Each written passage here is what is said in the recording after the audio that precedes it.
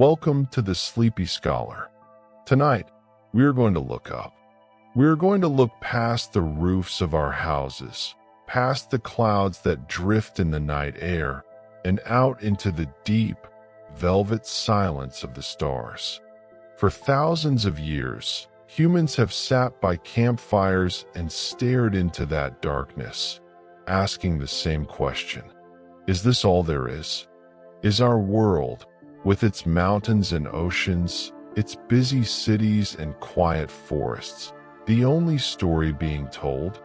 Or are we just one page in a book that never ends?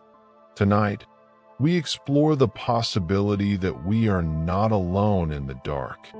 We explore the idea of the multiverse. It is a word that sounds big, perhaps even a little frightening. But at its heart, it is a simple idea.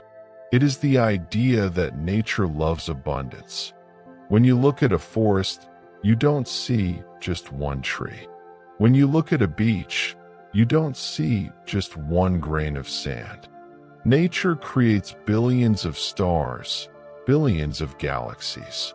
So why would it stop there? Why would it create only one universe? Perhaps the reality we live in is just one bubble floating in a vast, endless ocean of bubbles.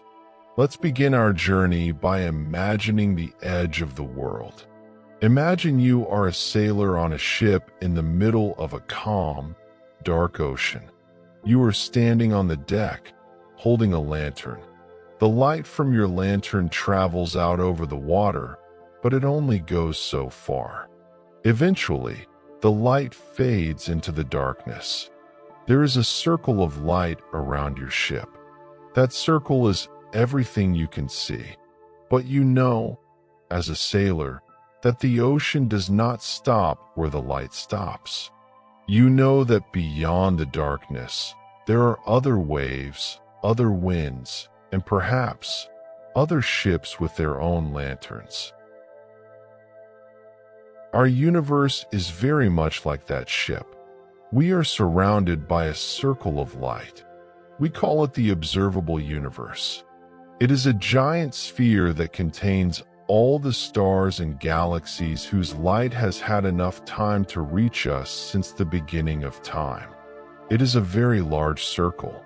It would take billions of years to cross it. But scientists believe that space does not end at the edge of that circle. Just like the ocean, space continues. It stretches out into the dark, further than we can imagine. And if you could travel past that horizon, past the last star we can see, what would you find? This is where the mystery begins. If space goes on forever, endless and flat like an infinite desert, then something very strange must happen. Imagine you have a box of building blocks. There are only so many blocks in the box. You can build a tower, a house, a castle. You can build millions of different things. But if you have to keep building forever, eventually, you will run out of new designs. You will have to start repeating yourself. Our universe is made of building blocks too. We call them atoms. And if space is infinite, then nature has an infinite amount of space to fill with these atoms. Eventually, mathematically, nature will run out of new ways to arrange them. It will have to repeat a pattern. This means that if you traveled far enough, so far that the numbers lose their meaning, you might stumble upon a familiar sight. You might see a galaxy that looks exactly like the Milky Way, spinning slowly in the dark. Inside it, you might find a yellow sun, and orbiting that sun, a blue and green world. It would look just like Earth. It would have the same oceans, the same continents, the same clouds drifting in the sky. And on that world, you might find a version of yourself, a person who looks like you, who has your memories, who is sitting in a quiet room right now, wondering about the stars. This is the first kind of multiverse. The idea that in a truly endless house, every room must eventually be repeated. It suggests that you are not alone. It suggests that your life is a melody being played on a piano, and far away, in the deep distance, the same keys are being pressed again. But let us drift deeper. Let's imagine that the multiverse is not just a repetition of our world, but a collection of different worlds. Imagine a giant, cosmic bubble bath. In a bubble bath, you have millions of bubbles floating together. Some are large, some are small. Some touch each other, some drift apart. Cosmologists have a theory that suggests our entire universe is just the inside of one of these bubbles. Long ago, when everything began, space was expanding very fast. Like a pot of boiling water, bubbles of energy formed. Our universe is one of those bubbles where the boiling stopped and things cooled down. The stars turned on. The planets formed. Everything became calm. But outside our bubble, the boiling might still be happening. The ocean of energy is still expanding, and new bubbles are being born all the time. In this view, we are drifting in a cosmic foam. And the most beautiful part of this idea is that every bubble might be different. In our bubble, gravity pulls things down. Light travels at a certain speed. Atoms hold together to make solid objects. But in the bubble next door, the rules might be different. Maybe in that universe, gravity is much lighter. Maybe huge islands of rock float in the sky, drifting among the clouds. Maybe the stars there burn with a purple light instead of yellow. Maybe time flows slower there, stretching moments into hours. It is a lovely thought, isn't it? To think that somewhere, all the things that are impossible here might be possible there. There might be a universe where the sky is always full of auroras, painting the night with green and gold. There might be a universe where sound travels through space, and the stars sing to each other in a grand choir. We can never reach these other bubbles. The space between us is growing too fast, but it is enough just to imagine them, glowing like lanterns in the vast dark. Now, let's move closer to home. Sometimes, the mystery isn't far away. Sometimes, it is right next to us, hidden in plain sight. Have you ever read a book where two pages were stuck together? You read page 1, and then you flipped to page 3, missing the story hidden in between. Some scientists believe our universe might be like that. We might be living on a page in a cosmic book, but we cannot see the other pages. This idea comes from trying to understand gravity. Gravity is a very gentle force. Think about a small magnet on your refrigerator. It can hold up a piece of paper against the pull of the entire Earth. The whole planet pulls down, but the tiny magnet wins. Why is gravity so weak? Some wonder if perhaps gravity is leaking. Maybe gravity is the only force that can seep through the pages of the book.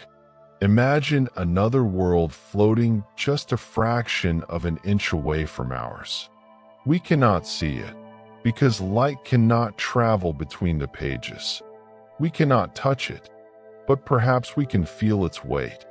Astronomers have found that there is invisible stuff in the universe, pulling on the stars, holding galaxies together. They call it dark matter. But maybe, just maybe, that is the ghost of a neighboring world. Maybe we are feeling the gravity of stars and planets on the page right next to ours. It gives a whole new meaning to the idea of a ghost.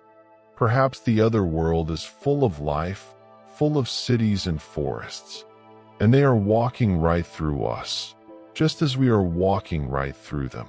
Two realities sharing the same space, like two ghosts passing in a hallway, never touching, only feeling the faint breeze of the other's passing. Let us take another path now, a path that forks. We make choices every day. Some are small, like what to have for breakfast. Some are big, like which job to take or who to love. In our world, we make a choice, and the other option disappears. It becomes a memory of what could have been. But there is a theory that says the world is much richer than that. It is called the many worlds theory. Imagine walking through a garden with many paths. You come to a fork in the road.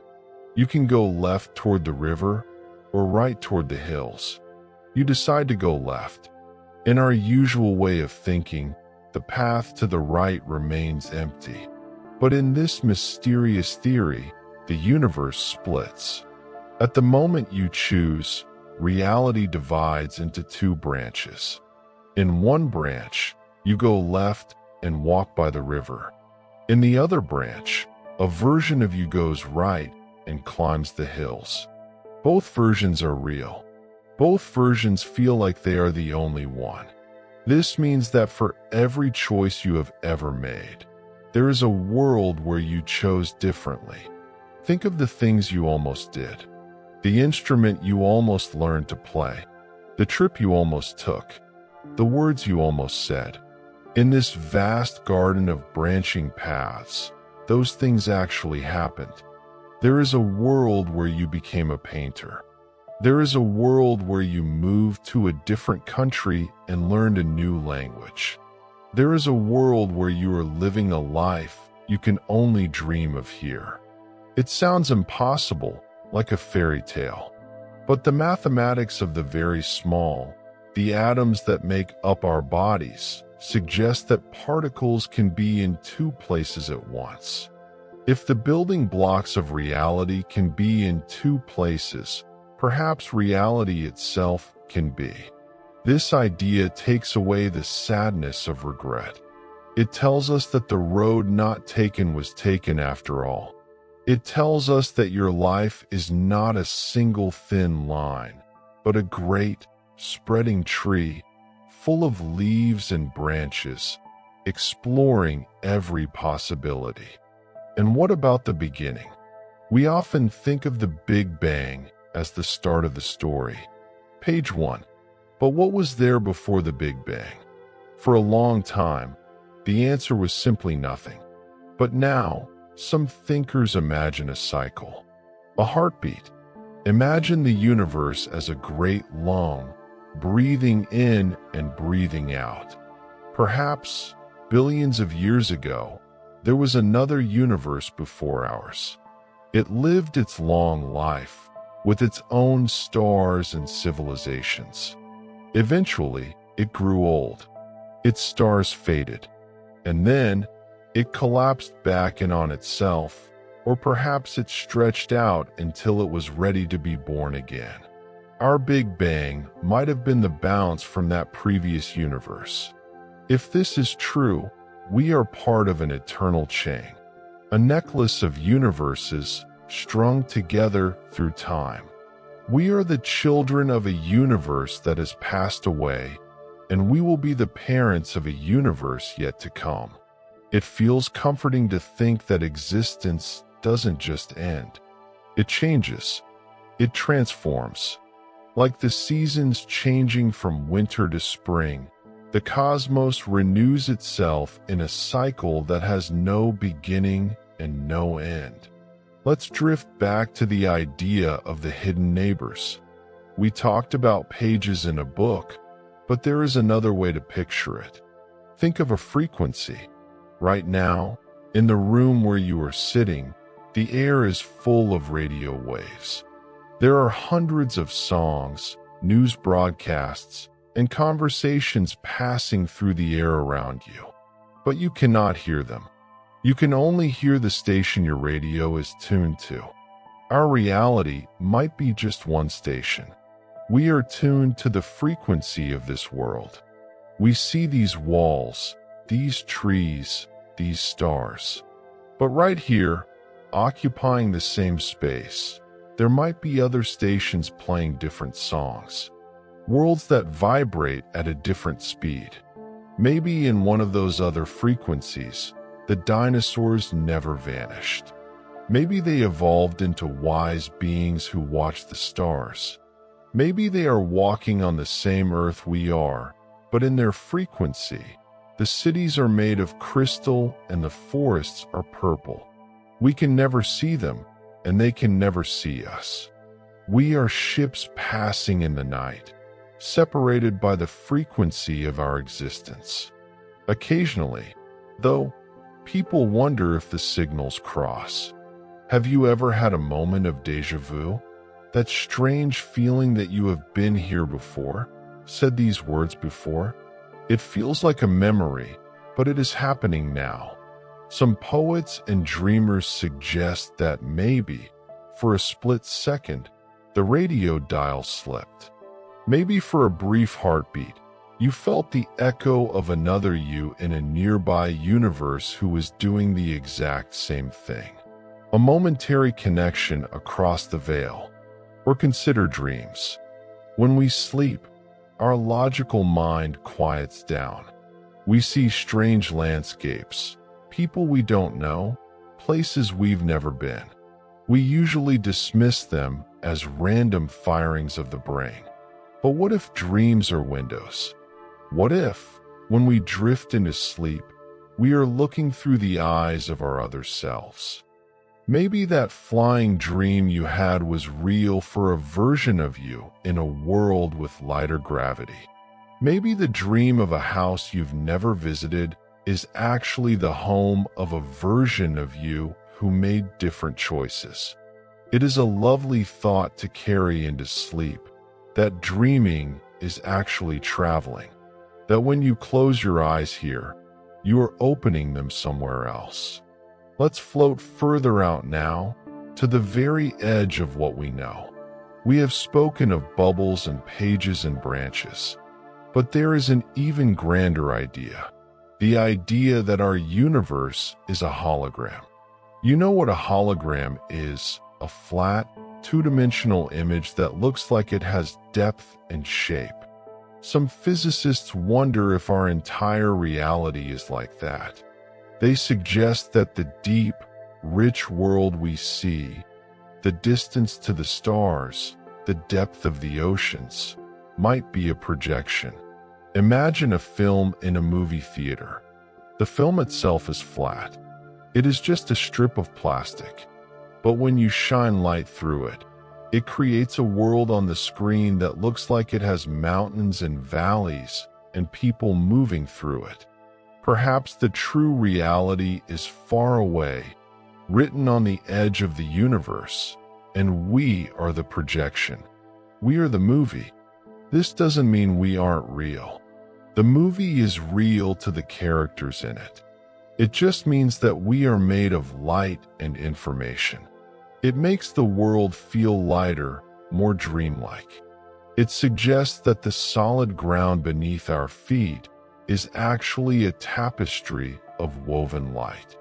As we drift through these ideas, you might wonder, is there any proof? Or is this just a beautiful story?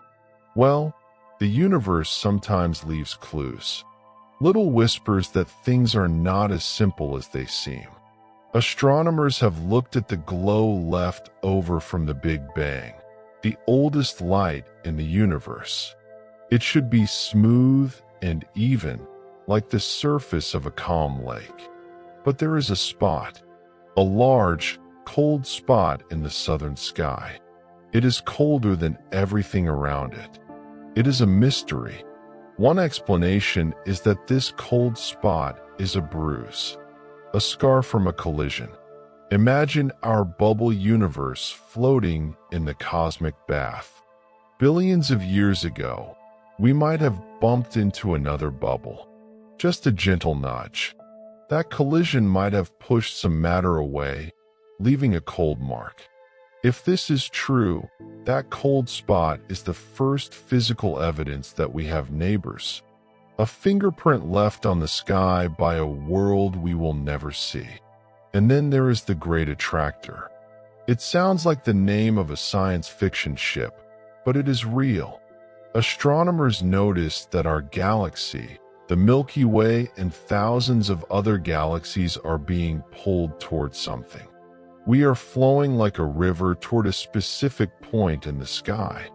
But when we look there, we don't see anything big enough to pull us. We are being tugged by a ghost. Some believe that whatever is pulling us might be outside our universe. We might be feeling the gravity of a massive structure in the multiverse, tugging on us from across the void. We are drifting in a current, pulled by the call of something vast and hidden. These mysteries remind us how little we know.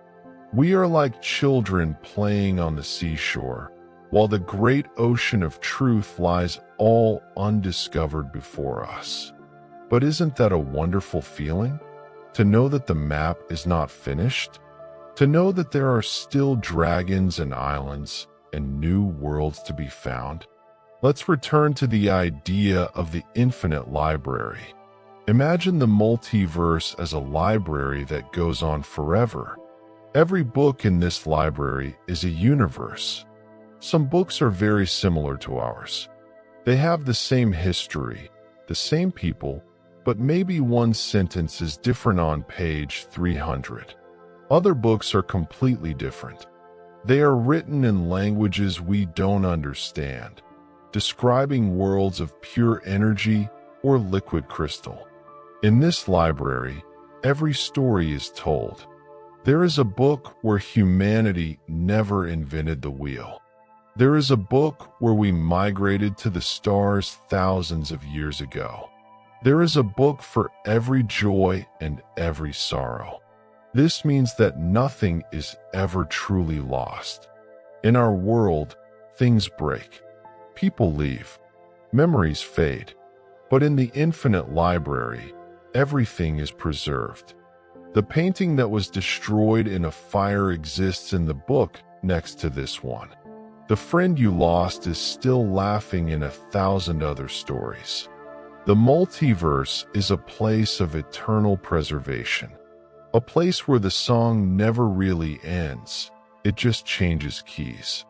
So, as you lie there, letting these thoughts wash over you, think about your own place in this grand structure.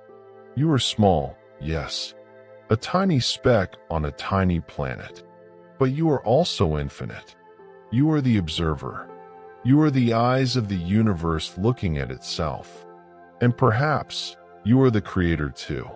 There is a strange idea in quantum physics that says the world doesn't become definite until someone looks at it. Like a video game that only draws the world when the player turns their head. Maybe the multiverse is a cloud of mist, waiting for you to look at it, waiting for you to carve a reality out of the fog. In this view, you are not just a passenger. You are the captain. Your attention, your curiosity, your dreams, they are the engine that drives reality. You are weaving the thread of your life into the great tapestry, adding your own unique color to the pattern. It is a peaceful thought. The universe is big enough to hold all possibilities. It is big enough to hold all your dreams. It is big enough to hold all the versions of you. Imagine now that you are floating in that space between the bubbles. It is quiet there, peaceful. The rush of the world is far away.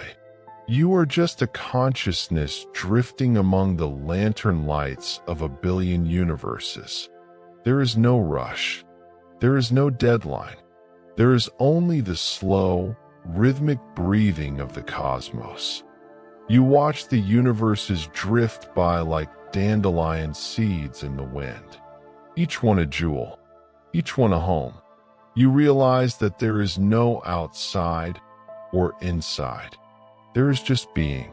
The questions we ask tonight, are we alone? Is this all there is? They don't need answers right now. The mystery is enough. The wonder is enough. It is like listening to a beautiful song in a language you don't speak. You don't need to know the definition of every word to feel the beauty of the melody. The stars above you are the same stars that watched over your ancestors. They will watch over the generations to come. And perhaps they are watching over your other selves in the worlds next door. Maybe, right now, another you is looking up at a slightly different sky, thinking the same thoughts, feeling the same peace. You are connected to them, connected by the invisible threads of the multiverse. You are part of a choir that spans dimensions. So let the concept of the infinite be a blanket that covers you. Let the vastness be a comfort. You don't have to carry the weight of the world, because there are infinite worlds. You can just let go. You can just drift. The horizon is waiting. The ships are sailing. The lanterns are lit. And you, the sleepy scholar of the stars, can rest, knowing that the story is far from over. It is just beginning, in a billion places at once, forever. Let us drift now to one of the deepest mysteries of all, one that is tied tightly to the idea of other worlds. The mystery of time. In our daily lives, time feels like a river. It flows. It carries us from the past, which is gone, toward the future, which has not happened yet. We feel like we are on a boat, moving constantly forward. But when physicists look at the universe, they see something very different. They imagine time not as a flowing river, but as a frozen landscape. Think of a movie reel. When you hold a strip of film in your hands, you can see the beginning of the movie, the middle, and the end, all at the same time. The frames aren't moving, they are just sitting there. It is only when you play the movie that it looks like time is passing. Some scientists believe our universe is like that reel of film. They call it the block universe. In this view, the past is not gone. It is just a place down the road. The future is not waiting to be built. It is already there, waiting for you to arrive. The dinosaurs are still roaming the earth in their section of the reel. You are already an old person, sitting quietly in a garden, in your section of the reel. All moments exist forever, frozen in the amber of eternity. If this is true, it changes how we think about the multiverse. If time is just another dimension, like length or width, then perhaps there are other blocks of time next to ours. Imagine a library of DVDs. Our universe is one movie, but on the shelf next to it, there is another movie. A timeline where history went a different way. A timeline where the script changed. In that other movie, maybe you walked down a different street. Maybe you met different people. Since all times exist at once, that other life is happening right now. It is just playing on a different screen. It is a comforting thought that nothing is ever truly lost. The moments of joy you remember are not smoke that vanished. They are permanent fixtures in the gallery of time, always shining, always real. Now, let's move our imagination to the darkest objects in the sky. Black holes. For a long time, we thought of them as monsters. Giant vacuum cleaners that swallow stars and light, destroying everything they touch. But nature is rarely about pure destruction. Nature is about transformation. Imagine a seed falling into the ground. To the seed, it is the end of the world. It is buried in the dark, crushed by the earth. But from that destruction comes a new life. A tree grows. Some cosmologists wonder if black holes are actually seeds. When a giant star collapses, it gets squeezed down into a tiny, tiny point. The gravity becomes infinite. It punches a hole in the fabric of space. Where does that hole lead? We used to think it led to nowhere. But mathematics suggests a beautiful possibility. It suggests that the bottom of a black hole might be the beginning of a new universe. Imagine that the matter falling into the black hole doesn't disappear. Instead, it bursts out on the other side, expanding rapidly. To anyone on the other side, it would look like a big bang. It would look like the birth of a cosmos. This leads to a stunning idea: cosmic natural selection. It suggests that universes have babies. Our universe might be the inside of a black hole that exists in a much larger parent universe. And the black holes in our galaxy, the ones we take pictures of, might be the seeds of our children. If this is true, then we are part of a great cosmic family tree.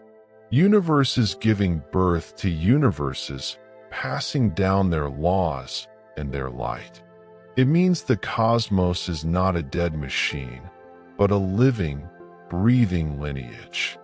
It creates a feeling of connection, knowing that even the darkest places in the night sky might be the cradles of new worlds.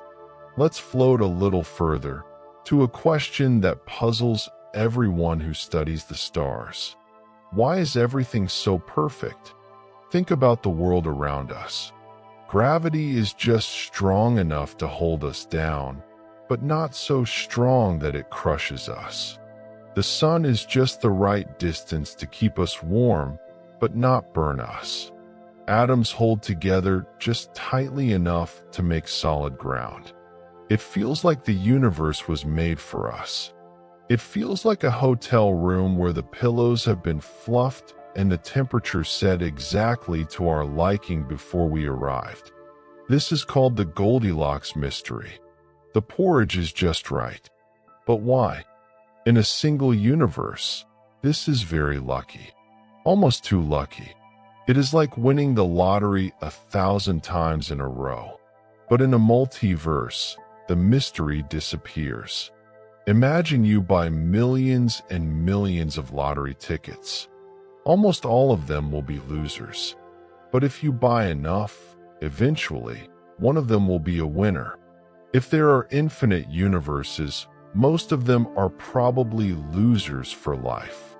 In some, gravity is too strong and crushes everything. In others, stars never ignite. They are dark, empty places. We cannot exist there to see them. We are holding the winning ticket simply because we are here. We woke up in the one universe where waking up is possible. It suggests that we are not necessarily the center of creation, but rather the winners of a cosmic game of chance. Out of the chaos of infinite possibilities, we found the quiet, stable island where life can breathe. It makes our existence feel precious, a rare jewel in a vast sea of dust. Now let us listen. The universe is not silent. It hums. If you look at the smallest particles, the tiny electrons and quarks inside your body, they are constantly vibrating. String theory, one of the leading ideas in physics, says that at the very bottom of reality, there are tiny, vibrating strands of energy. Think of a guitar string. Depending on how you pluck it, it makes a different note. An A, a C, a G. String theory says that particles are just notes. An electron is a string vibrating in one way. A photon is a string vibrating in another. This means the universe is essentially music. It is a vast symphony of vibrating strings. And the multiverse? The multiverse is the collection of all possible songs. In our universe, the strings are tuned a certain way. They play the song of standard physics. But in another universe, the tuning might be different. The melody might be jazz instead of classical. The harmony might be something we cannot even hear. It paints a picture of reality as a grand orchestra. We are just listening to the violin section. But somewhere, there are cellos, there are drums, there are instruments we haven't invented names for, playing a song of creation that spans dimensions.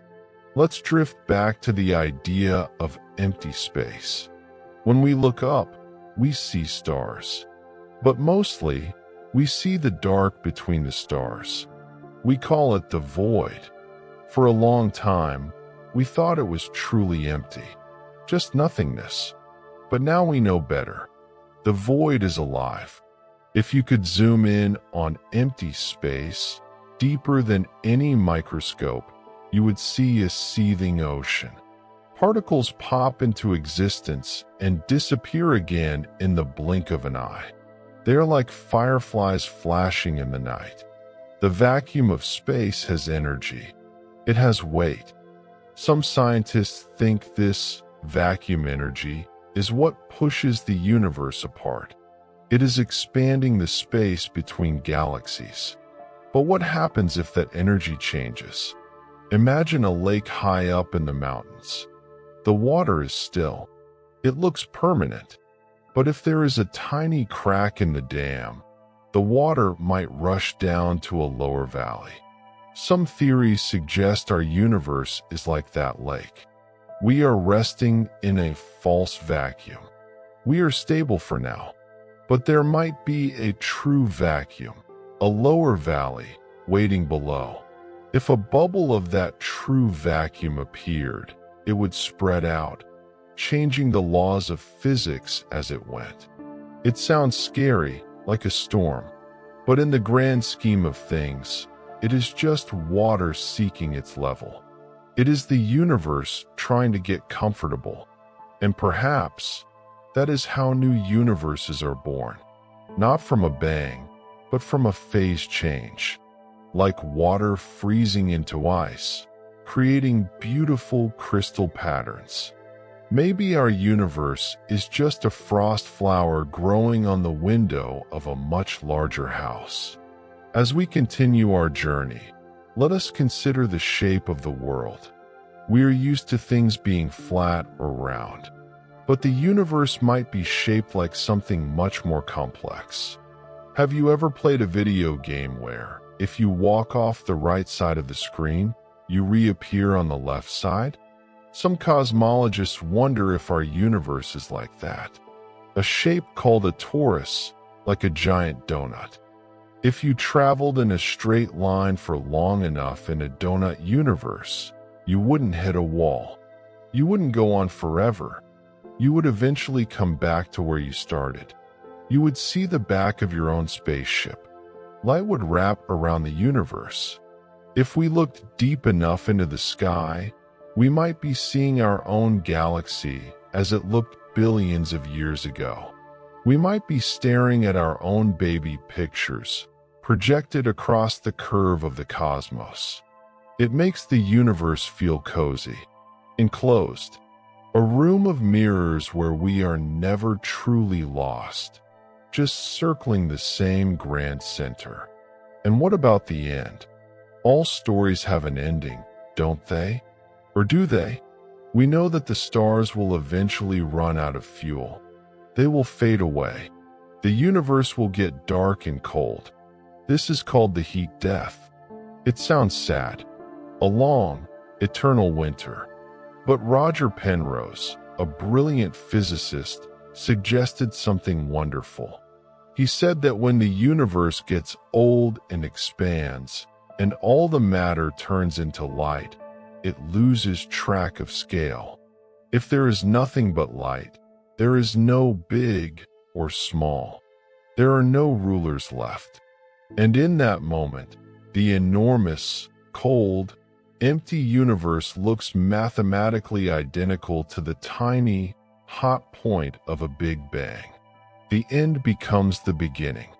The death of one universe becomes the birth of the next. We call them eons. We are living in one aeon. But before us, there was another. And after us, there will be another. Maybe the faint static on an old television set isn't just noise. Maybe it contains the fading whispers of the universe that came before ours. The ghosts of an ancient cosmos, touching us through the barrier of time. It means existence is a heartbeat that never stops beating. Expand, fade, renew.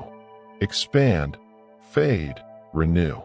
We are just one breath in the lungs of eternity. Let's think about the shadows on the wall. There is an old story about people living in a cave, watching shadows on the wall. They think the shadows are real. They don't realize there are real objects casting them. String theory suggests we might be like those people. We see 3 dimensions, but there might be more. We might be shadows of a 4th-dimensional object.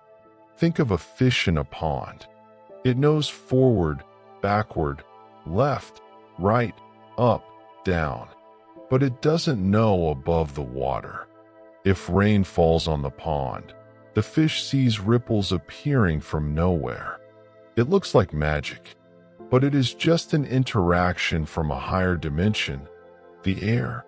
Maybe the strange things we see in physics, particles appearing and disappearing, gravity acting weirdly, are just rain from a higher dimension. Maybe the bulk is raining on our pond.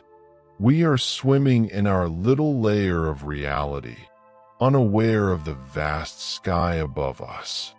But sometimes we feel the ripples. We sense that there is more up than we can see. It is a humbling thought. It reminds us that our senses are limited. We only see a tiny slice of the spectrum. We are looking at the world through a keyhole. But what a beautiful view we have through that keyhole. Let us return to the idea of you, the observer, the traveler. If the universe is infinite, does that mean your potential is infinite too? We often define ourselves by what we have done. I am a teacher. I am a builder. I am a parent. But in the multiverse, you are everything. You are the explorer who climbed the mountain. You are the artist who painted the masterpiece. You are the quiet monk who found peace in silence. All those potentials are inside you. They are woven into your DNA, into the quantum possibilities of your mind. Just because you walk down one path doesn't mean the other paths aren't part of who you are. You contain multitudes. When you look in the mirror, you are seeing a diamond with 1,000 facets. You are only shining light on one facet right now, but the other facets are there, waiting in the dark. Imagine that for a moment. Feel the weight of all those other lives lifting off your shoulders. You don't have to be everything in this life, because you are everything in the grand scheme. You can just be this version. You can just enjoy this cup of tea, this soft pillow, this quiet night. The other versions of you are handling the rest. As we drift deeper into this journey, let's think about the silence. The space between the stars. It is quiet out there, but it is a pregnant silence. A silence full of waiting. Astronomers have found vast areas of space where there are almost no galaxies. They call them voids. The Boötes void is a massive sphere of emptiness. If you were floating in the middle of it, you wouldn't see any stars for millions of years. It would be perfect darkness. But even there, in the deepest dark, reality is present. The laws of physics are holding the fabric together. The potential for light is there.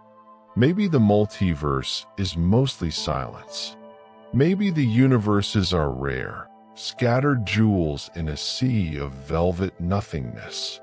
That makes our home even more special. We are a campfire in a vast, cold plain, a place of warmth and stories in the middle of the infinite night. And who else is sitting by other campfires? The Fermi paradox asks, where is everybody? If the universe is so old and so big, why haven't we heard from aliens? The multiverse offers a shy answer. Maybe they are there, but they are just out of reach. Maybe the universes are like bubbles drifting in a river. We can wave to each other, but we cannot cross the water. Or maybe advanced civilizations learn to leave the physical universe entirely. Maybe they turn into pure energy or migrate into the hidden dimensions. Maybe the silence isn't empty.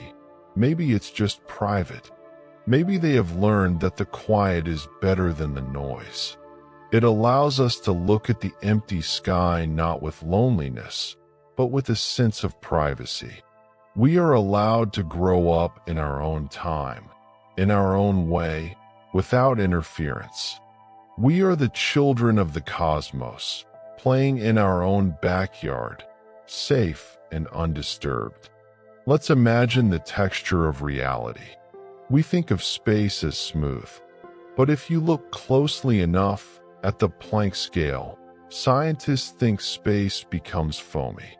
It becomes quantum foam. At that tiny level, space and time are churning and boiling. It is like the white water at the base of a waterfall. It suggests that the solidity of our world is an illusion. The floor, the chair, the walls, they feel solid, but underneath, they are made of dancing, shifting energy. We are floating on a raft of stability over a sea of chaos. But the raft holds. The laws hold. Every day, the sun rises. Every day, the atoms in your body stay together. It is a miracle of stability. Out of the chaos, order emerges. Out of the noise, music plays. And you are the listener. You are the one who hears the music. Without you, without a consciousness to perceive it, would the universe even exist? It is the old question. If a tree falls in the forest and no one is around, does it make a sound? If a universe expands in the void and no one is there to see stars, is it really there? Many thinkers believe that consciousness is the final ingredient. We are the mirror that the universe built to see its own face.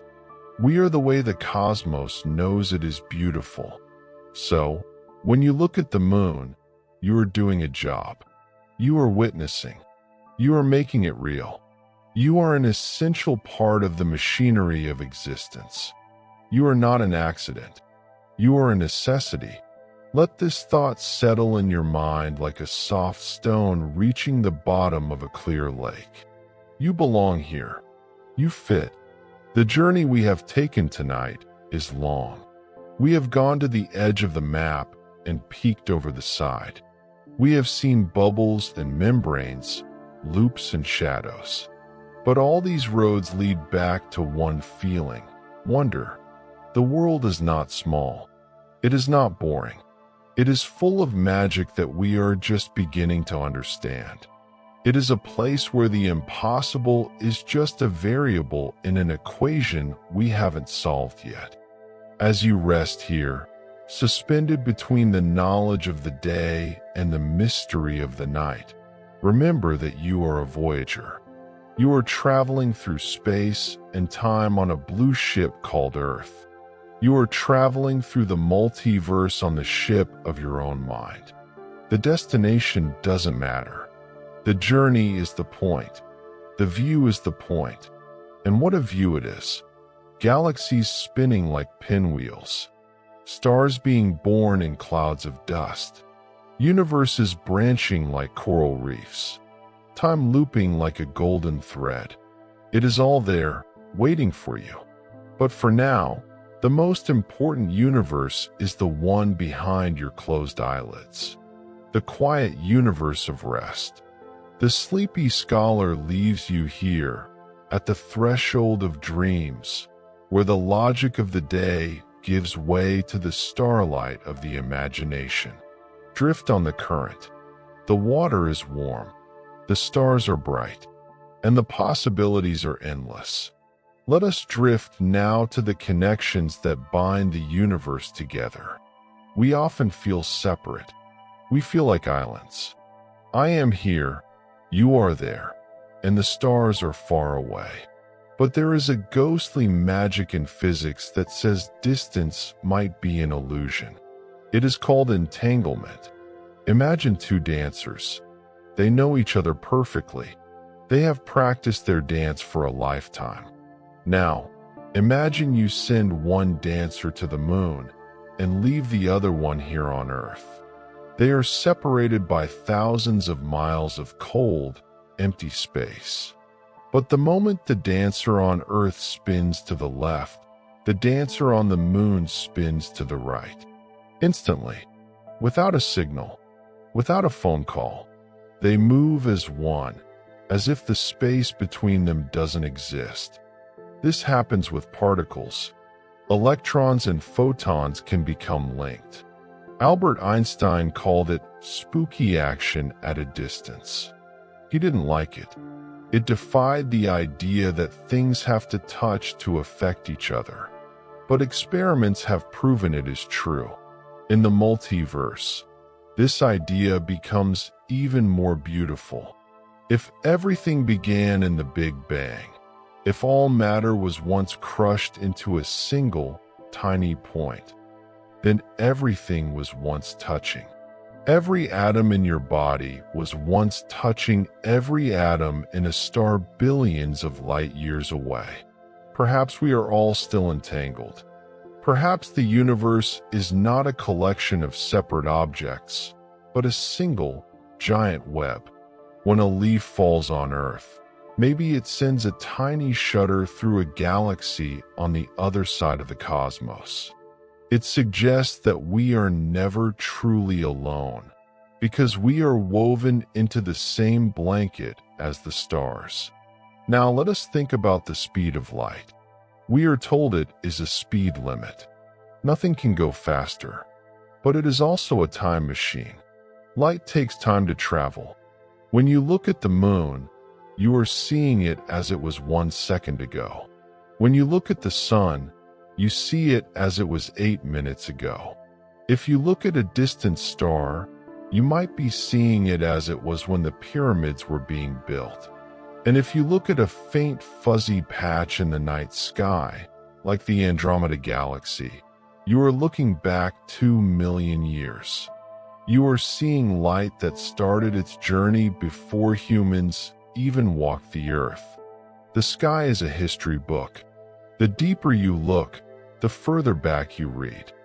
But imagine if you could move instantly to a planet in the Andromeda Galaxy and look back at Earth with a giant telescope. You wouldn't see us today. You would see the Earth of 2 million years ago. You would see our ancestors wandering the plains of Africa. This means the past is still streaming out into space. The light from the dinosaurs is still traveling. The light from your childhood is still traveling. If you could go far enough and look back, you could watch your own life beginning. Nothing ever vanishes. It just echoes out into the deep. Let's turn to the mystery of mathematics. Have you ever wondered why math works so well? Why do numbers describe the way a pine cone grows? Why do equations predict how a planet moves? We didn't invent gravity. We just found the math that matches it. Some thinkers believe that math is the true reality. They imagine the universe is like a video game. In a game, you see trees and cars and people. But behind the screen, it is just code. It is just lines of numbers telling the screen what to draw. Max Tegmark, a physicist, suggests that our universe is a mathematical structure. We are the characters in the game.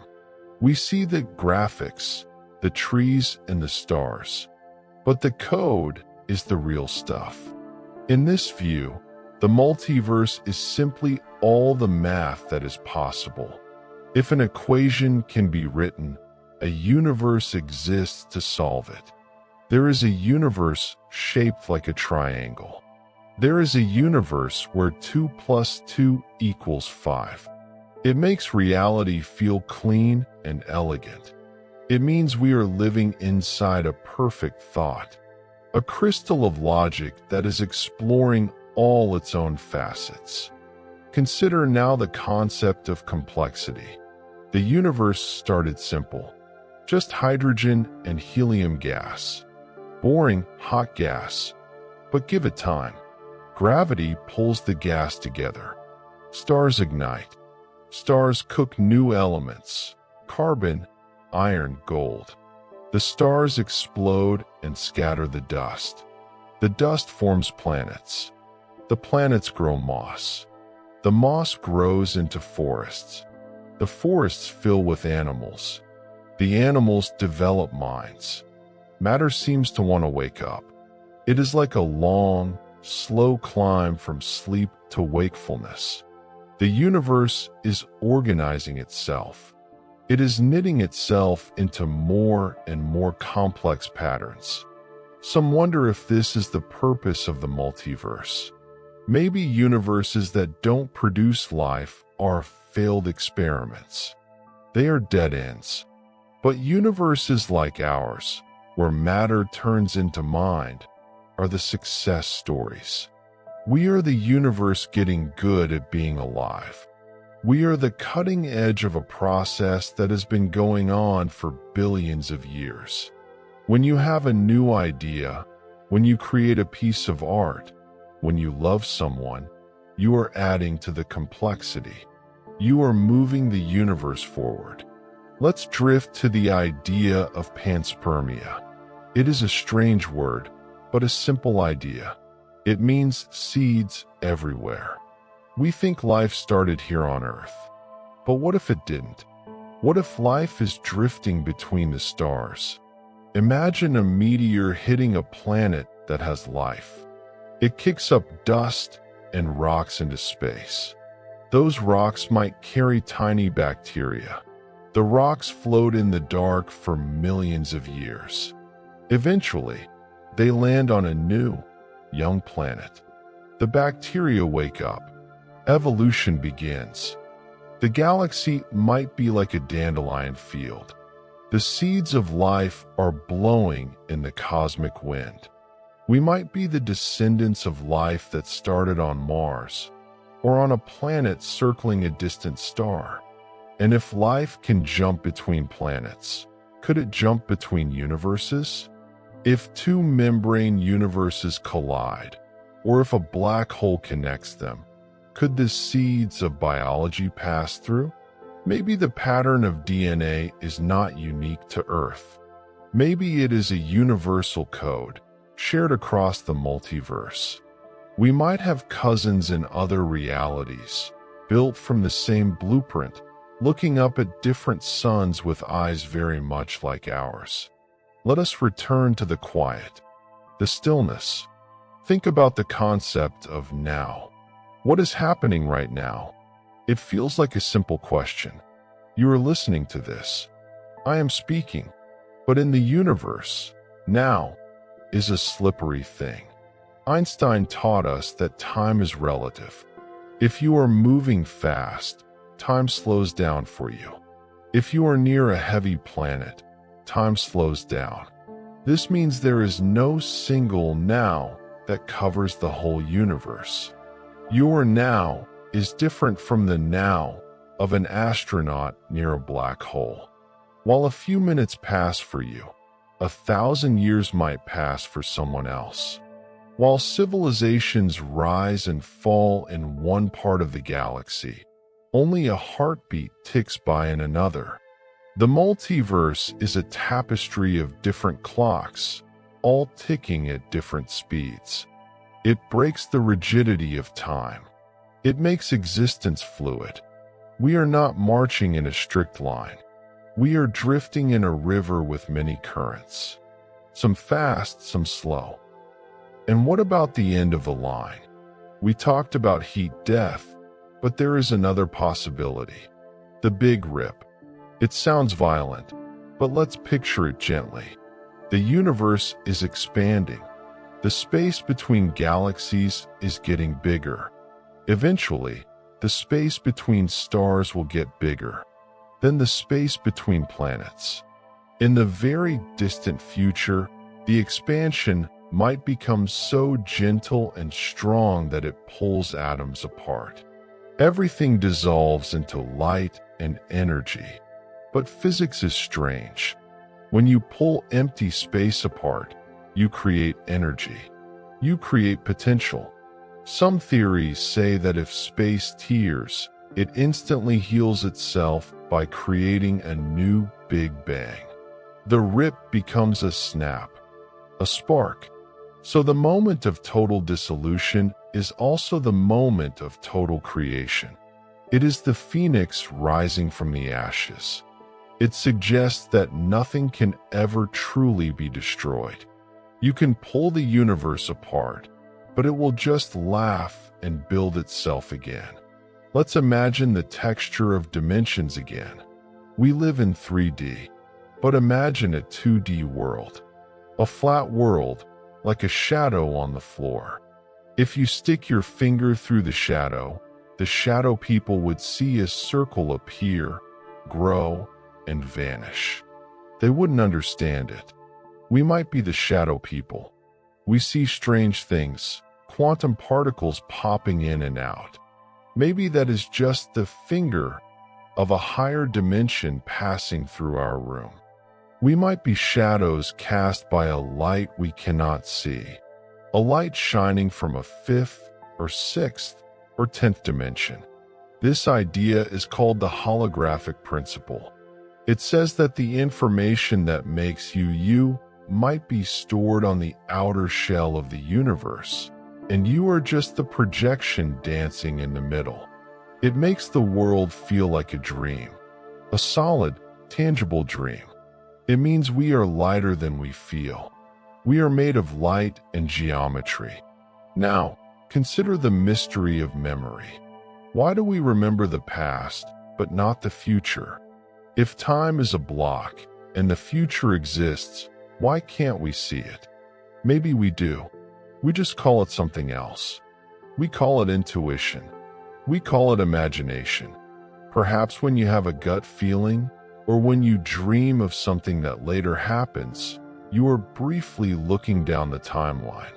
You are catching a glimpse of the road ahead. The human mind is the most complex thing we know of in the universe. It is made of star stuff, but it can think about stars. It can picture the multiverse. Maybe the mind is designed to bridge the gap. Maybe consciousness is the one thing that can slide between the layers of reality. Think about the feeling of awe. That feeling you get when you see a beautiful sunset, or a mountain range, or a baby sleeping. That swelling in your chest. Why do we have that? It doesn't help us find food. It doesn't help us run from predators. Maybe awe is a sense, just like sight or hearing. Maybe it is the sense we use to feel the vastness. It is our connection to the infinite. When you feel awe, you are sensing the truth of the multiverse, that you are part of something limitless and holy. Let us float back to the idea of the Fermi paradox, the silence of the sky. Maybe the aliens aren't hiding. Maybe they are transcendent. There is a theory called the transcension hypothesis. It suggests that when a civilization gets smart enough, they don't build giant spaceships to conquer the galaxy. Instead, they go small. They build computer worlds. They upload their minds into microscopic black holes or quantum computers. They leave the physical world behind to live in a virtual paradise where they can control time, control physics, live forever. They travel inward, not outward. So the universe looks empty because everyone has gone inside. They are living in inner space, exploring infinite digital universes of their own creation, while the physical stars drift by unnoticed. It creates a picture of a universe that is a chrysalis. We grow here, in the physical world, until we are ready to become butterflies and fly into the realm of pure mind. And what of the connection between us? We spoke of entanglement, but there is also empathy. We can feel what others feel. When you see someone smile, you smile. When you see someone cry, you feel sad. Is this just biology, or is it a resonance? If we are all strings vibrating, maybe empathy is harmony. We are tuning forks. When one vibrates, the others hum along. It suggests that love is not just an emotion. It is a fundamental force of the universe, like gravity. Gravity pulls matter together. Love pulls consciousness together. It is the glue that stops us from drifting apart in the lonely dark. In the multiverse, where there are infinite versions of everyone, love might be the compass. It might be the force that guides us through the maze. Imagine a string connecting you to everyone you have ever loved. That string stretches across time. It stretches across dimensions. Even if a universe ends, even if the timeline splits, the connection holds. We are knotted together. Let's think about the color of the sky. We see blue during the day, black at night. But if our eyes could see other forms of light, like X-rays or radio waves, the sky would be ablaze. It would be filled with swirling clouds of energy, pulsing nebulas, beams of light from distant black holes. We are walking through a light show every day, but we are blind to most of it. The multiverse is like that. It is full of wonders we cannot perceive. But just because we can't see them doesn't mean they aren't beautiful.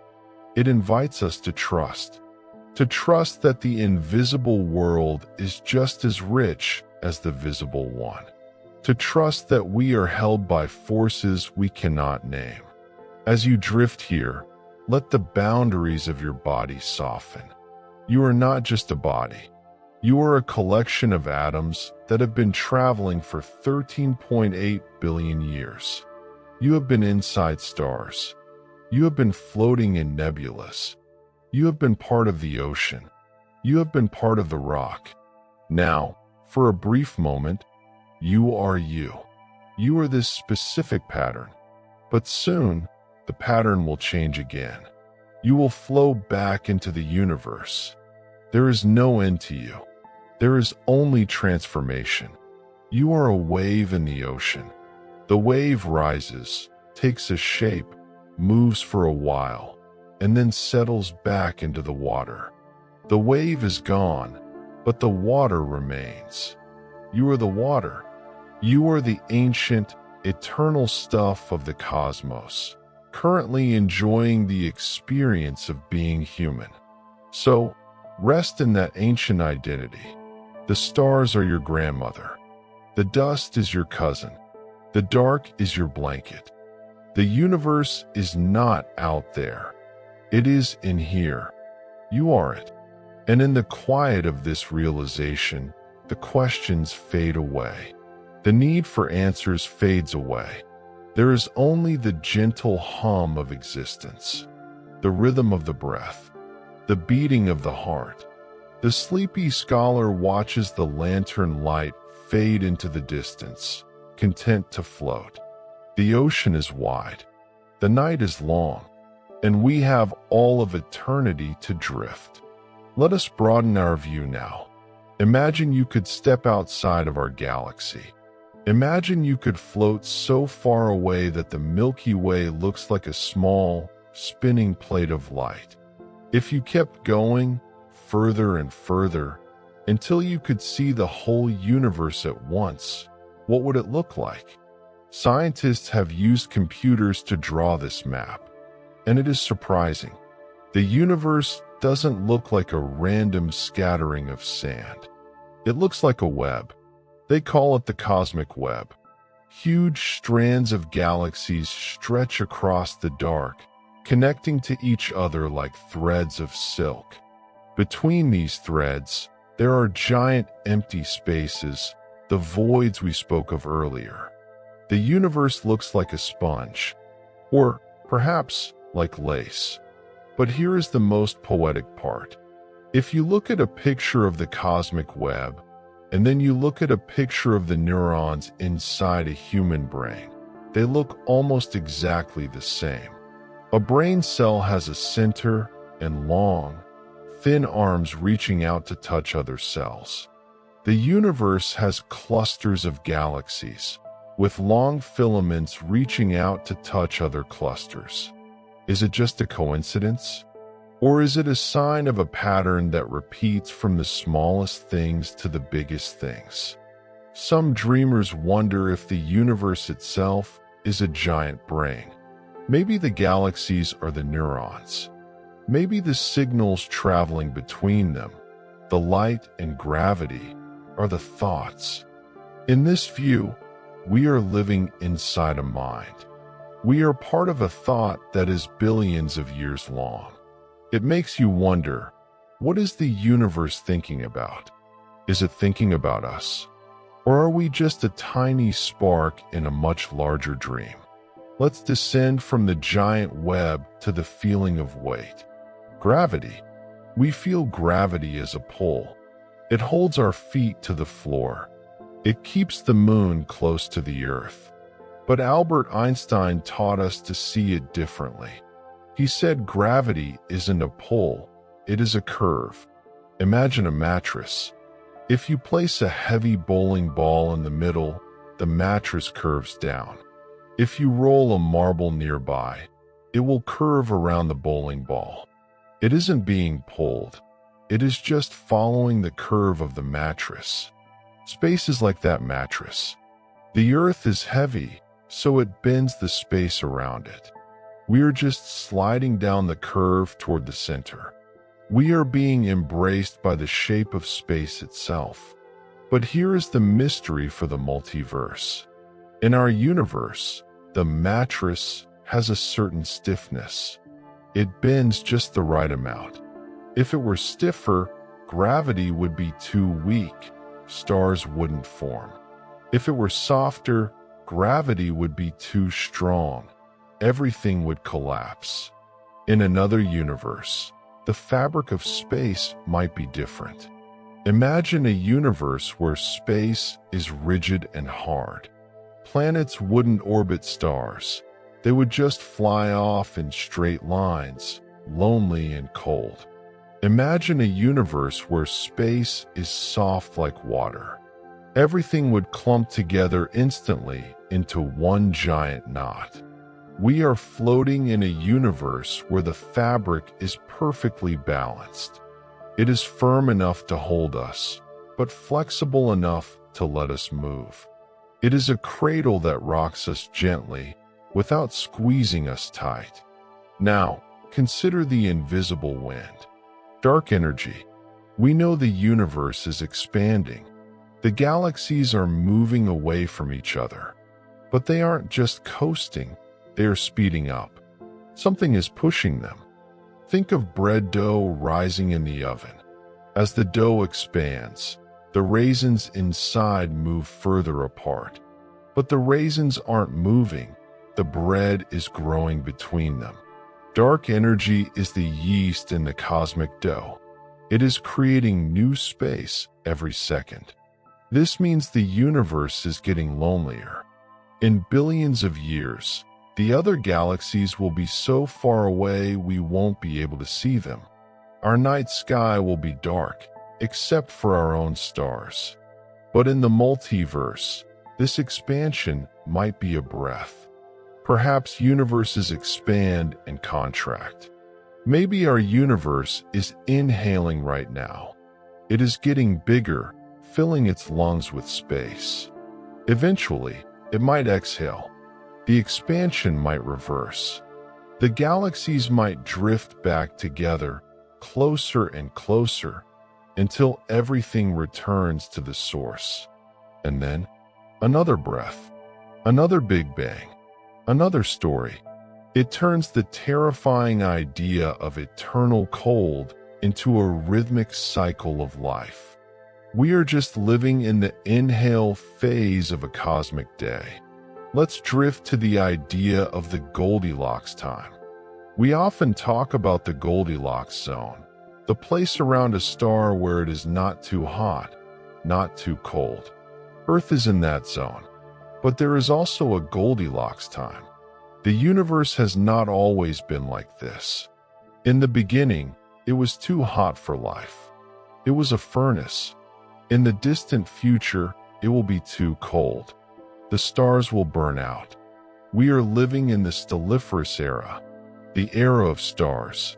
It is the golden age of the universe. It is the time when stars are burning, planets are warm, and chemistry is active. We are incredibly lucky to be alive right now. We arrived at the party at the perfect moment. In the multiverse, there might be universes that are too young, still just hot gas. There might be universes that are too old, just cold cinders. But there are likely billions of universes that, like ours, are in their golden age. Imagine a billion other worlds enjoying their own stelliferous era right now. A billion other civilizations looking up and saying, "What a beautiful time to be awake." It connects us across the void. We are all sharing the summer of existence, basking in the warmth before the long winter sets in. Now let us think about the impossible. Walking through walls. In our world, if you walk into a wall, you stop. You bump your head. But in the quantum world, particles do something called tunneling. If an electron hits a barrier, sometimes it just appears on the other side. It doesn't break the wall. It doesn't climb over it. It just teleports through it. It borrows energy from the universe, makes the jump, and pays it back. This happens all the time. The sun shines because of tunneling. Atoms fuse together by tunneling through barriers they shouldn't be able to cross. If the multiverse is infinite and given enough time, could macro tunneling happen? Could a person tunnel? The math says the probability is not zero. It is incredibly, incredibly small. So small that you could wait longer than the age of the universe and it wouldn't happen. But it isn't zero. In an infinite multiverse, somewhere, right now, a person is leaning against a wall and falling right through it.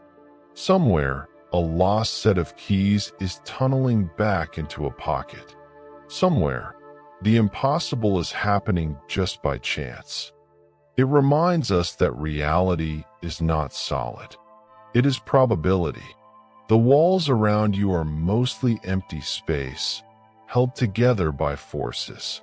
And every once in a long while, the forces blink and the ghost passes through the machine. Let's return to the idea of the mirror. Symmetry is a big deal in physics. Nature loves balance. Matter and antimatter. Positive and negative, left and right. But our universe seems a little unbalanced. We have more matter than antimatter. That is why we are here. If they were equal, they would have destroyed each other. Some scientists wonder if there is a mirror universe created at the Big Bang to balance the books. Imagine a universe that moves backwards in time relative to us. To them, We are the ones moving backwards. In that universe, effects come before causes. The glass unshatters. The apple flies up to the branch. The old man becomes a child. It sounds like nonsense to our brains. But equations don't care about sense. They care about balance. Maybe at the end of their time, which is our beginning, the two universes meet. They kiss and annihilate, returning to the nothingness from which they came. It creates a perfect circle, a loop of existence where everything is borrowed and everything is returned. Consider the silence of the moon. When you look at the moon, you see a dead world. No air, no water, no sound. Footprints left there 50 years ago are still fresh. But the moon is a witness. It has watched Earth for billions of years. It watched the continents drift apart. It watched the dinosaurs rise and fall. It watched the lights of cities turn on. In the multiverse, does Earth always have a moon? Maybe not. The moon was formed by a collision, a lucky accident. Without the moon, Earth would wobble. The seasons would be chaotic. Life might not have survived. In many other universes, the Earth might be lonely. No tides to wash the shores. No night light to guide the travelers. So, when you see the moon tonight, remember that it is a rare gift. It is a guardian that keeps our world steady. In the vast library of worlds, we are the ones who got the silver companion. Let's think about the color blue. Our planet is the blue marble. It is blue because of water. Water is strange. Most things shrink when they freeze. Water expands. Ice floats. If ice sank, the oceans would freeze from the bottom up. Life would die. But because ice floats, it forms a blanket on top, keeping the water below warm. This tiny quirk of chemistry saved us. In another universe, with slightly different laws, maybe ice sinks. Maybe the oceans are solid blocks of cold. We are balancing on a knife edge of lucky coincidences. The freezing point of water, the weight of the proton, the distance to the sun. It makes you realize that normal is actually a miracle. The fact that you can drink a glass of water, that you can breathe the air, that you can stand on the ground. These are all winning lottery tickets. Let's explore the idea of resonance. You know how, if you sing a certain note in the shower, the whole room seems to hum? That is resonance. Everything has a natural frequency. A bridge, a glass, a molecule. Maybe the universe has a natural frequency. Some mystics and scientists alike wonder if consciousness is a form of resonance. Maybe the brain is not creating consciousness, like a factory creates smoke. Maybe the brain is receiving consciousness, like a radio receives a signal. The signal is always there, pervasive in the multiverse. A field of awareness. Your brain is just an antenna tuned to the human frequency. If you damage the radio, the music sounds distorted, but the music itself is unharmed. The signal is still clear. This suggests that when the radio finally breaks down, when the body stops, the signal doesn't stop. The consciousness returns to the field. The drop returns to the ocean. In this view, you are not a separate being. You are a local aperture through which the universe is observing itself. You are the universe peering through a keyhole called a person. And what of the light from dead stars? When a star dies, it often explodes. A supernova. It outshines the whole galaxy for a few weeks. It scatters gold and silver and iron into the dark. The gold in your ring, the iron in your blood. It came from those explosions. You are made of cosmic debris. You are a walking, talking graveyard of stars. But this isn't sad. It is beautiful. The stars died so you could live. They gave up their matter to build planets and people. In the multiverse, this cycle of recycling goes on forever.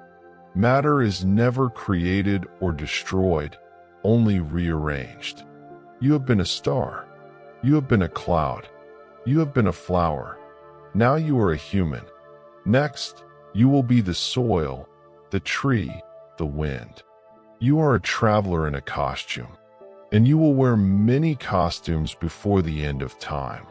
Let's float into the deep field. The Hubble telescope once pointed at a patch of empty sky, a tiny patch, the size of a grain of sand held at arm's length. It looked black. They left the shutter open for days.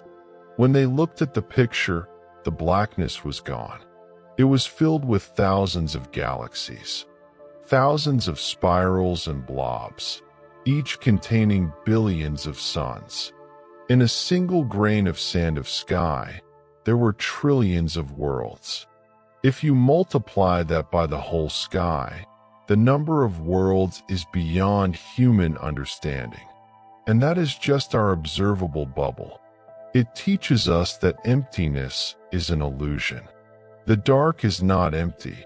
It is just deep. It is full of treasure that we cannot see yet. Maybe our lives are like that. We think we are empty. We think we are alone. But if we could leave the shutter open, if we could look deep enough, we would see that we are full of memories, full of potential, full of connection. The multiverse is a mirror for the soul. It tells us that we are vast. So, rest in that vastness. You don't need to do anything. The galaxies are spinning without your help. The atoms are vibrating without your instructions. You are free to just be, to just float. The current is gentle here. The water is warm. Far away, in the distance, a new star is turning on. Far away, a black hole is whispering to the fabric of space. Far away, a version of you is closing their eyes, just like this. We are all drifting together in the great, beautiful mystery. The sleepy scholar drifts with you, watching the lanterns pass in the night. And so, we come to the gentle end of our long voyage. We have traveled through the bubbles of creation, walked along the branching paths of time, and peered through the keyhole of reality into the vast room beyond. We have asked big questions. Is the universe infinite? Are we alone? Are there other versions of us living different lives? The answers are written in a language we are still learning to read. But even without the final answers, the feeling remains. The feeling that we are part of something magnificent. Now is your time to rest. Across the infinite expanse of the multiverse, in a trillion different worlds, a trillion versions of you are settling down. Some are watching twin suns set over a purple desert. Some are listening to rain fall on the roof of a city in the clouds. Some are drifting in zero gravity, watching the galaxy spin outside a window. But they are all united in this moment. The great, collective sigh of letting go. You don't have to carry the world tonight.